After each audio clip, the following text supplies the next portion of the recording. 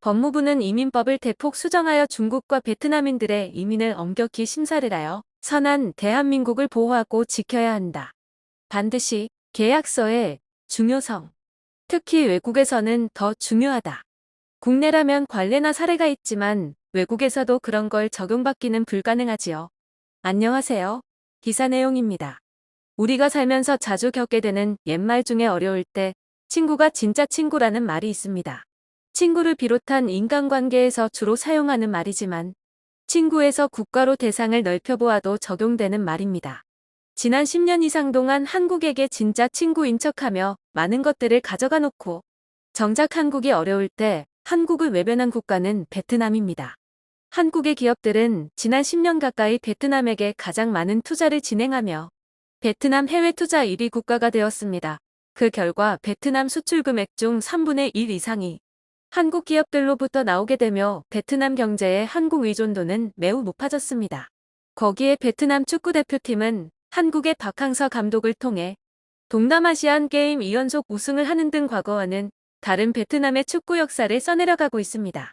국가 경제부터 스포츠까지 다방면으로 한국의 혜택을 받고 있는 베트남은 2년 전 코로나 초창기에 중국과 인접한 한국이 혼란을 겪던 시절 한국인이 탑승한 비행기에 대한 착륙 거부를 하며 다시 한국으로 돌려보냈습니다. 하지만 정작 확산의 진원지라 평가받던 중국발 항공기는 평소와 다름없이 입국시켜 많은 한국인들을 분노하게 했습니다. 하지만 이런 한국의 여론에도 베트남 언론과 국민들은 아랑곳하지 않고 한국인들은 베트남에 오지 말라는 여론을 조성하며 연간 450만 명으로 베트남 방문 2위를 기록한 한국인 관광객들을 퇴짜놓기 시작했습니다. 하지만 예상과는 다르게 코로나 상황이 장기화되면서 베트남 국가 경제의 3분의 1을 차지하는 관광산업이 공중분해되었고 최근 여러 가지 규제를 풀면서 다시 해외 관광객들을 모집하려는 분위기입니다. 최근 베트남이 해외 관광객, 그중에서도 특히 한국인 관광객을 모집하기 위해 한국에서 입국하는 여행객을 대상으로 모든 방역 절차를 완전히 폐지하는 등의 혜택을 내걸고 있지만 다른 한편으로는 그동안 베트남에 진출한 한국 기업들에게 불합리한 규제를 적용하거나 사전에 이행하기로 한 계약을 어기는 등 한국 기업에 막대한 피해를 주고 있습니다. 이에 열받은 한국 기업이 베트남 당국에 대한 소송을 통해 수천억 원의 배상을 신청하며 권리를 되찾고 있는 상황이라고 하는데요. 한국에 대한 이중적인 태도를 지니는 베트남에 어떤 일이 일어나고 있는지 자세히 알아보겠습니다.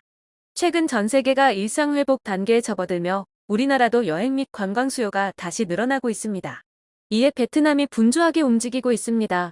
한 해 500만 명에 가까운 한국인 여행객들을 다시 받기 위해 5월 말 한국에서 입국하는 모든 방문객에 대한 검역 절차를 전부 폐지하기로 결정했습니다.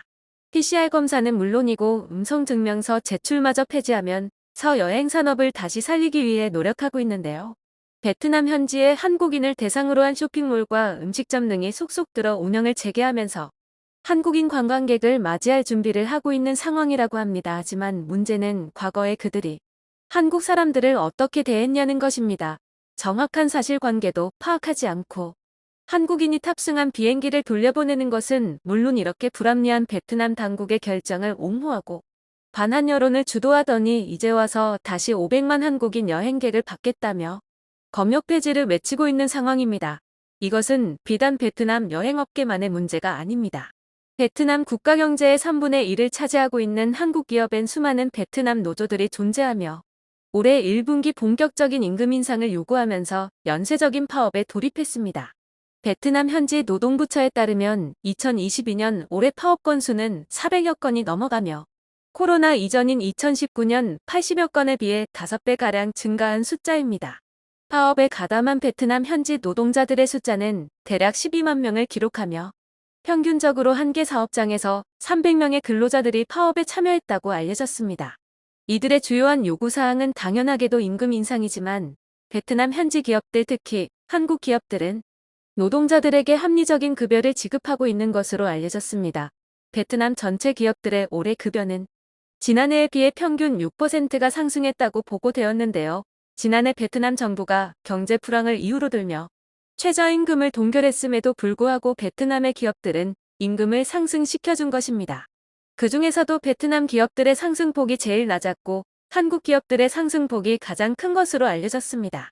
한국 기업에 취직한 베트남 근로자들은 자국 기업에 비해 매우 많은 월급과 복지 혜택을 받으며 베트남 대학생이 가장 선호하는 직장 1위를 차지했음에도 불구하고 베트남 노동자들의 파업은 한국계 기업에서도 이어지고 있습니다.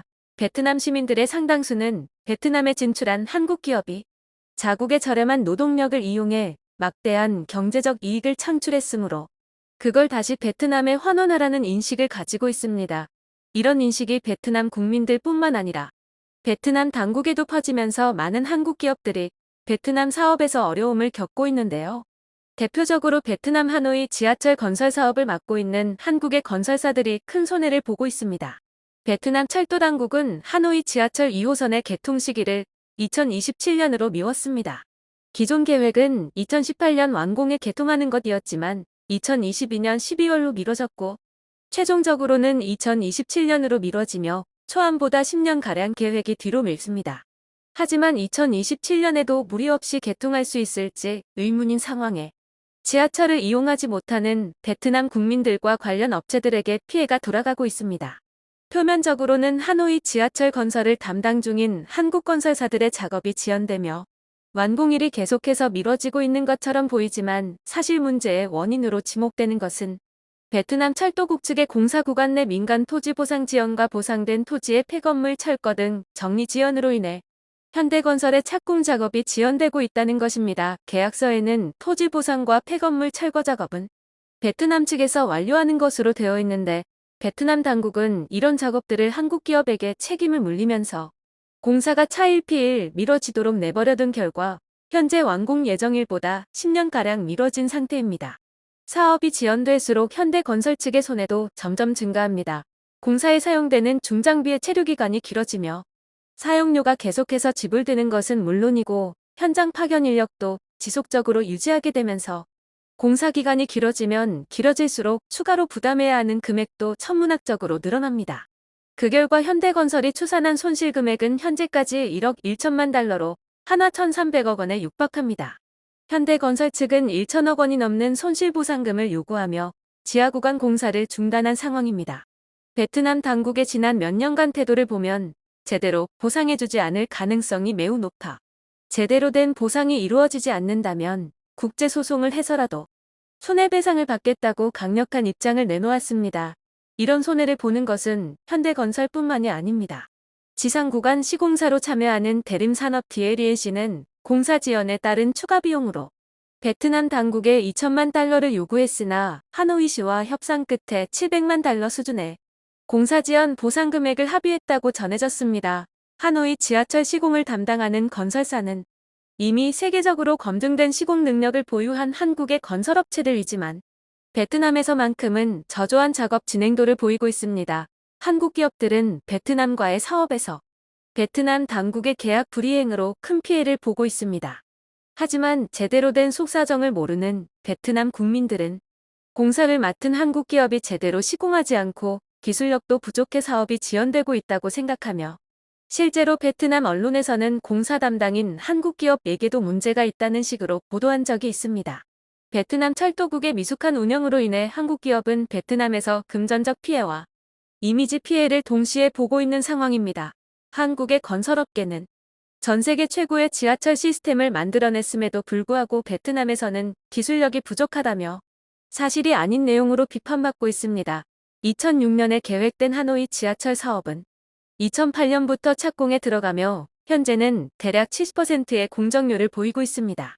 이 중에서 지상철 구간은 95% 수준의 공정률을 기록하며 완공에 가까워졌지만 지하 구간은 아직 30% 수준의 공정률을 기록하며 더욱더 많은 시간을 필요로 합니다.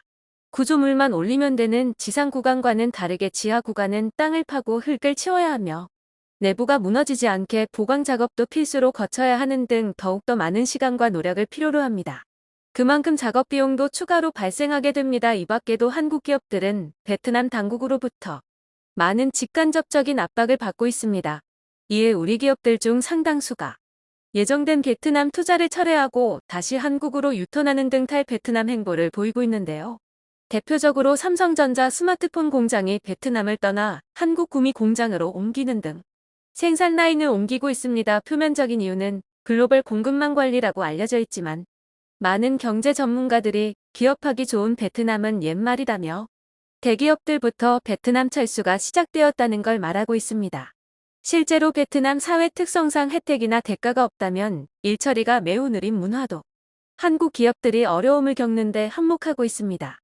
2022년 올해는 1992년 한국과 베트남이 수교한 지 30년이 되는 해입니다. 양국의 무역 규모는 30년 전보다 160배 이상 증가했고 베트남은 한국의 4대 무역국으로 많은 경제적 교류가 발생하고 있습니다. 베트남 역시 한국과 교류하면서 많은 경제적 발전이 있었지만 아직 베트남 사회와 국민의식은 경제 발전을 뒤따라갈 만큼 발전하지 못한 것도 사실입니다. 베트남이 잃어버린 한국의 민심을 다시 얻기 위해 많은 노력을 기울이고 있지만 효과가 있을지는 의문입니다. 최근 베트남 측의 계약 불이행으로 인해 한국 기업들의 지하철 공사가 지연되면서 베트남 여론은 한국 기업으로 탓을 돌리고 있는 상황에 청중의 일부 의견.